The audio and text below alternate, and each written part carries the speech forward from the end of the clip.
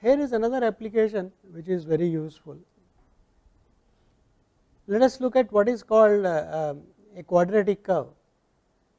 A expression of this form ax square plus bxy plus cy square plus dx plus 2ey. So, what does it look like? It is a polynomial in sort of x and y, right, but the highest power it is 2. So, it is called a quadratic curve. The idea is, if you try to plot x and y in the plane, it will give you some points, right. Look at x and y such that they satisfy this equation. For example, let us look at some special examples. What is the equation of a circle? X square plus y square equal to some r square, that is a quadratic curve where some of these coefficients are 0. A parabola,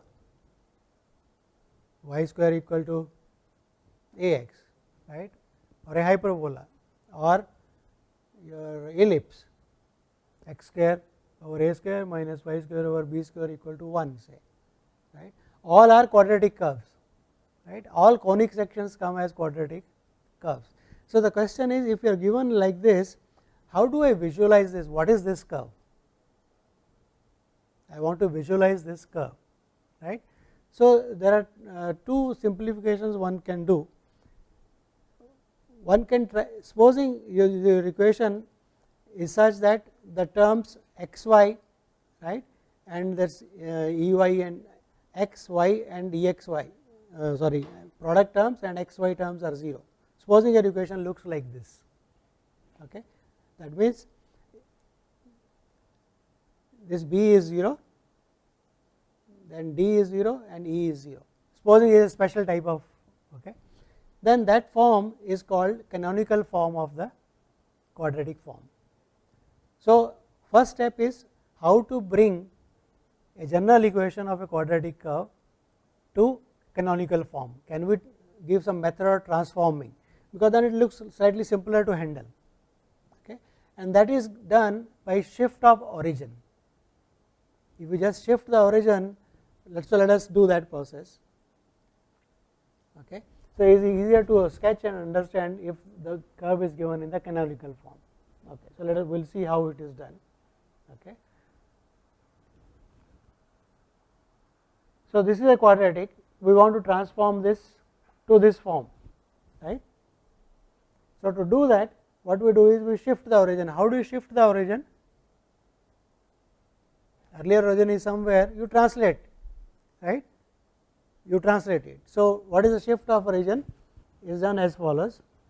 You write x is equal to x tilde plus some x 0 and y tilde as y tilde plus x 0. That means what, you are defining a new variable x tilde and y tilde, where what is x tilde? It is x minus x 0 and y is equal to y tilde is y minus y 0. You are shifting, right, every point is shifted by x 0 y 0. So, what is the aim of doing this? That means, if I put these values in this equation, those terms which I want to make 0, they should vanish, right, that is the criteria. By this substitution, I want to choose x 0 y 0 in such a way that when I put those values in the equation, the terms of x y, x and y, they vanish. So, let us put that condition. So, put these values in the given equation. So, that is the equation a x square plus 2 b x y plus c, right, that is equal to 0, that is the original one, in terms of x tilde and y tilde. So, once you just simplify, it becomes a x tilde square plus 2 b tilde b x tilde y tilde plus this is equal to 0. So, what do we want now? In this transformed equation, I do not want the d to appear, right, I do not want e to appear, right, this I want them to be equal to, I want them 0, that means what, this is d tilde, this is e tilde, I want them to be equal to 0. So, let us see what is our conditions that puts on x 0 and y 0. So, compute all these three quantities in terms of x 0 and y 0 in terms of the original E, F and D, right. Those are already given to us. The equation is, so this equation A, B, C, D, E, F all are given to us. Our aim is to find x0, y0 such that those terms vanish, right. So, that these terms vanish. So, we have found those values in terms of x0, y0, E and F. So, what is required? This should be equal to 0, this should be equal to 0 and this should be equal to 0. So, let us put those values. So, it says for d tilde and e tilde to be 0, there is the value of d tilde in the previous one, that is the value of d tilde, right, and that is the value of e tilde. So, that should be equal to 0. So, that x0, y0 are given to us, right. Sorry, x0, y0 is to be found, A, B, C, D, E, they are all given to us.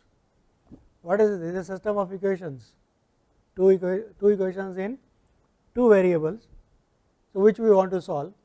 Okay. So, if you want to solve that, when is this system solvable? And we want a unique solution, right, we want only one. So, what is the two equations and two variables? What is the condition? The determinant should not be equal to 0, right. Is it clear? Go back 2 by 2, right, determinant should not be equal to 0, rank should be full. So, AC minus B square, right, that will be a determinant of that matrix, Ax is equal to, right, that should not be 0. So, that should not be equal to 0. So, they will have a unique solution in that case, right. 2 by 2 determinant matrix should not be equal to determinant of the coefficient matrix should not be 0. So, you get in this form. So, if it is not 0, then you will find a unique solution, take that choice of x0, y0, your equation becomes of this form, right, it becomes to canonical form. So, that is normally we have been doing it in our school also, whenever you want to solve some problem in coordinate geometry or geometry, right, you say let us assume the origin is here, that is very common. Why is that done? Because something becomes simpler, some things vanish, right, computations are simpler. So, this is the first thing what Wedner does is that by shift of origin you can bring your quadratic curve to canonical form. Okay. So, that is your x0 delta, so and f is given by this. So, what is the advantage of canonical form? X square plus y square equal to something, right, that is canonical form of a curve. What is the advantage? There is symmetry here. If we change x to minus x and y to minus y, the curve remains the same, right. What about ellipse? That also has the same property. So, canonical forms have central symmetry also. So, that is one advantage. So, now let us look at, so what we will do is, we will assume you have got already shifted the origin and you have got a quadratic curve which is in that form, ax square plus 2bxy plus cy square equal to some constant h. Such things are normally called quadratic forms. So, canonical form of a quadratic curve is given a name, right, all such expressions are called quadratic form, okay. Just to say that you are in the canonical form.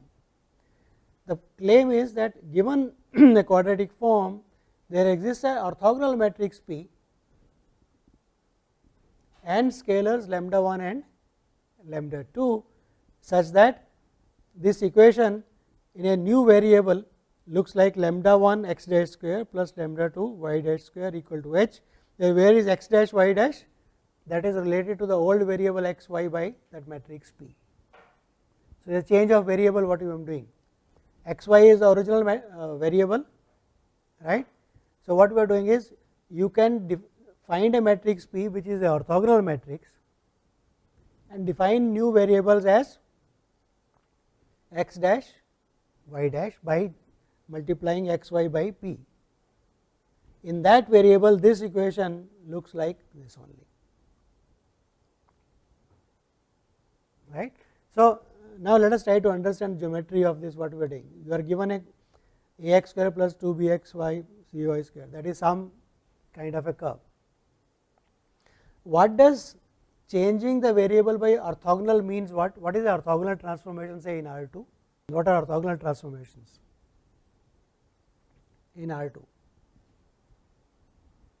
Determinant equal to 1, right? Orthogonal means P transpose P is equal to identity. So, determinant is plus minus 1, right. Basically, these are all rotations.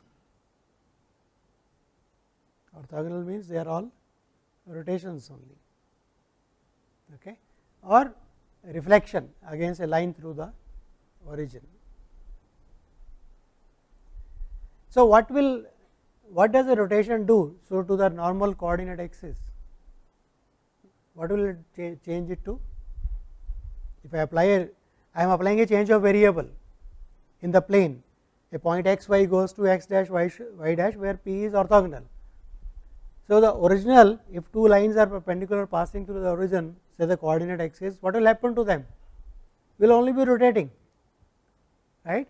They will go to some other two orthogonal lines, right. So, this means what? This means that by a rotation you can change your coordinate axis to the original coordinate axis, that coordinate ordinary x and y, right. So, basically what we are doing is we are trying to bring a geometry given a quadratic curve. One is translate it, right. Once you have translated, then you can rotate it to look like a normal standard form of some conic or a quadratic curve, right. So, I am saying that geometry of this P is just that you are rotating points in the plane essentially, right, is orthogonal transformation. So, we will see application, we will see exact example. So, how do you do that? That is the question, and that is the application of spectral theorem. So, what you do is the following. So, this given equation ax square plus 2bx plus cy square equal to h, we rewrite in the matrix form. How do you write it in the matrix form? Imagine x and y are the variables. Imagine x and y are the variables. Then what is this? It is just this equation, row vector x y applied to the matrix with rows as a b and b c and the column vector x y. What is this product? This is precisely ax square plus bxy plus cy square.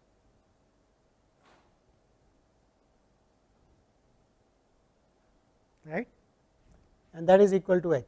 So, this is 1 cross 2, 2 cross 2, 2 cross 1.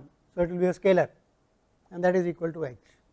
So, this quadratic form is written in terms of matrices where x and y are treated as components of the vector x y. Now, advantage of writing this is, look at this matrix, this becomes a real symmetric matrix. A B B C, it is a real symmetric matrix. So, once it is real symmetric, it will be diagonalizable by a orthogonal matrix. So, I will have a matrix P, say that P, this matrix P inverse is diagonal, and if I put that value here, you will see the new variables coming. So, of course, we are assuming that b square minus ac is not equal to 0 in the original one, then P, that matrix P inverse is equal to diagonal, that is a diagonal matrix. So, if I define, right. So, if I define x dash y dash as P x y, then what is that equation? P inverse is P transpose, again that is useful for real symmetric. So, I get x y P transpose d P, right, that is equal to A, right, this is equal to A. From here, what is this matrix? This matrix is, take P on the other side, P inverse on the other side, right. So, what is this matrix? That is equal to P transpose, because this will be P inverse here, P inverse is P transpose. So, P transpose d P, right, this matrix A B B C, this matrix, what is this?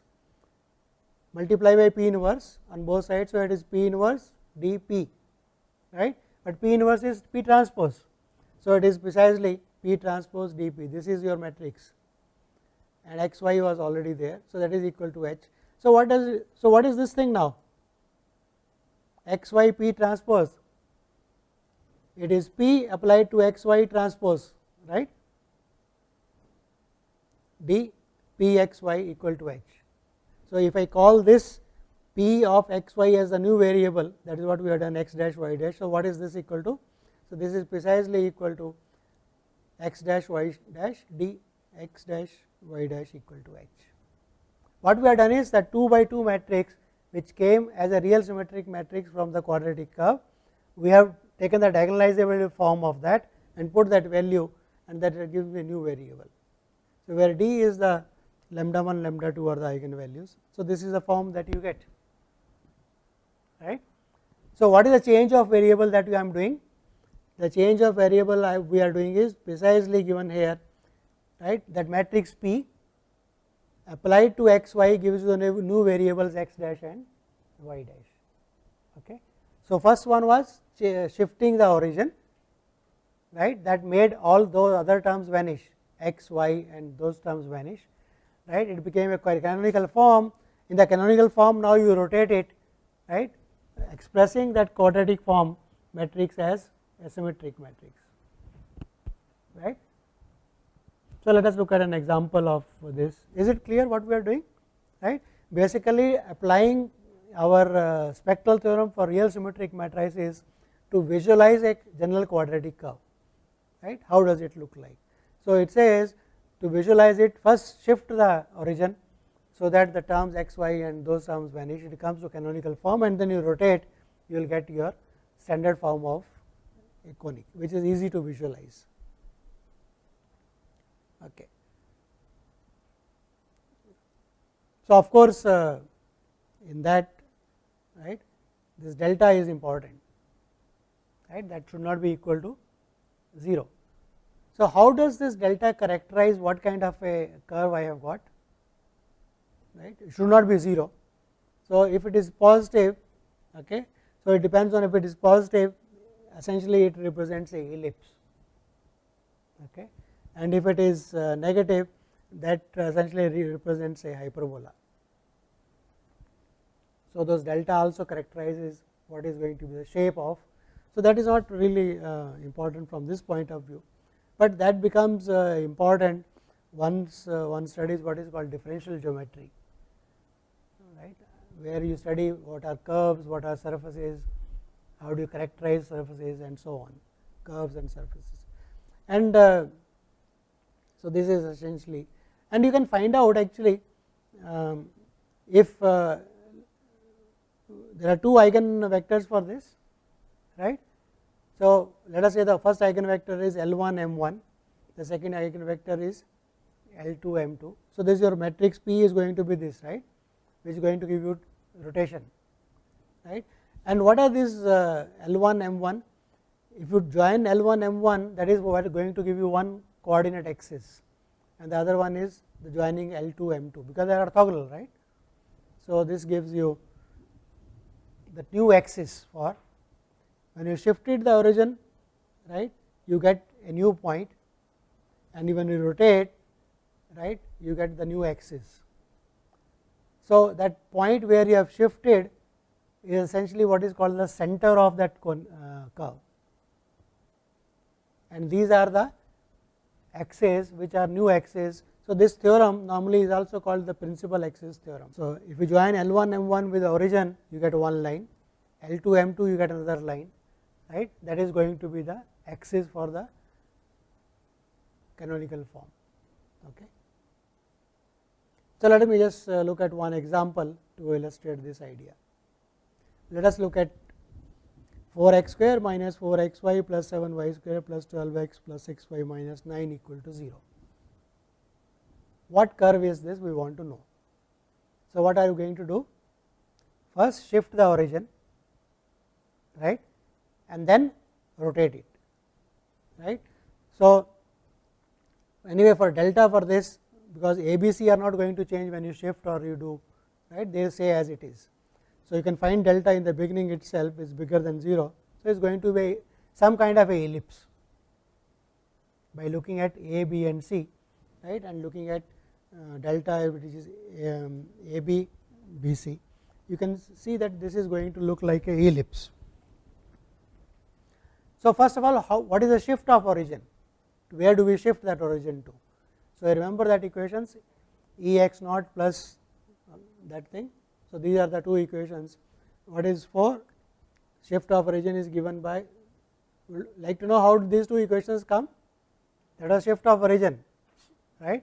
Putting x, shifting x to x tilde plus x 0, y 2 and making those other terms vanish, those two equations which came by putting those 0, right. So, these two give you, once you solve these two equations, because we already assumed that determinant is not equal to 0, unique solution will exist, and the unique solution is given by x 0 equal to 2 minus 2 and y 0 equal to minus 1. So, that is where the origin should be shifted to, okay, and that is what we call as the center of the curve, right. So, origin 0 0 0 should come to minus 2 and minus 1, and then I should rotate it now there. So, for the rotation, what is the canonical form of this? 4x square minus 4xy plus 7y square, right, and once you change that, right, that comes out to be 24 equal to 0, okay, that h, right. So, that is, so what is the matrix for this now?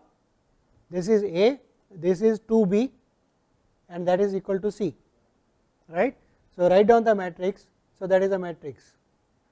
So, we want x y applied to this, x y equal to 24, that is the form of the canonical form written as matrix multiplication. So, this is the matrix A. So, we want to find the corresponding matrix P, which will diagonalize it now, because it is a real symmetric matrix, right, orthogonal matrix will exist. So, its eigenvalues are 8 and 3, one can check, I am not doing the computation here, or 2 by 2 is a quadratic, you can solve it, eigenvalues are 8 and 3, and these two are corresponding eigenvectors. Okay. Now, are they orthogonal? They are orthogonal, right, because for real symmetric, distinct eigenvalues corresponding to distinct eigenvalues have to be.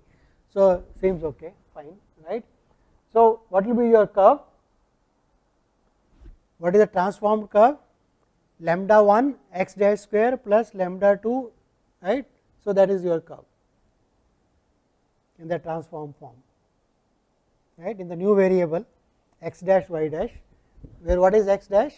That P, if you look at this matrix P, combine first row and second applied to x y is equal to x dash y dash, that is your new right, new variables. Is it okay? So, we have just written directly, I have taken the last, see this is the form, transform form will be this, lambda 1 first eigenvalue, lambda 2 be the second eigenvalue equal to h. So, that once you write, so your equation comes out to be h was 24. So, this is your new form. Let us try to visualize it. Okay. So, what is this? This is the ellipse anyway, right. Clear, it is a ellipse, right. We are not finding eigenvectors, because we are not really interested in finding, once we have formed a formula that x dash is nothing but p of x y, right, x dash y dash is p of that, right. So, you can do that and you will get this equation again is lambda of, because we have done it in the theorem, that computation, right. So, we are not really interested in p, we are interested in is what is the new equation looks like, right, as a part to visualize it. So, that is that original one, right, that is original quadratic curve. If I plot it as it is x y in the x y plane, what does it look like? This will look like this. Oh, I have to move it now slightly. This is what it looks like if I actually plot it. Okay. But if I is only after plotting, it looks like an ellipse to us now, right. But if you do not plot it, we do not know what kind of a ellipse it is. So, shift the origin. So, let us shift the origin. If we shift the origin, So, this will go here. So, this will become, this is a new shifting the origin, translation only, right. If you want to see how does this translation come about, but one can actually show that it is translating and kind of animated thing, no? Slowly it is going and translating. So, this is the one, and now what shall I do? I should rotate it by that matrix. So, here is the rotation, you rotate it. So, now it looks like perfectly nice ellipse I can recognize as we draw it, kind of thing. So, that is how visualization is obtained. Okay. So, this is a final form, okay, and this is a, that was a axis, right, which you have original x axis, y axis have been transformed by that orthogonal transformation to this. That is what it looks like. You can try to do it, try to draw it, you will understand everything. There I am using a software called GeoGebra, which is freely available, free to download. Okay. I have just sat down and plotted all these things and rotated. All things are available here, how to translate, how to, right, everything is there. So, use that if you want to sort of have a change of scenario, that playing with software and trying to understand mathematics. Okay. So, that is an application of spectral theorem.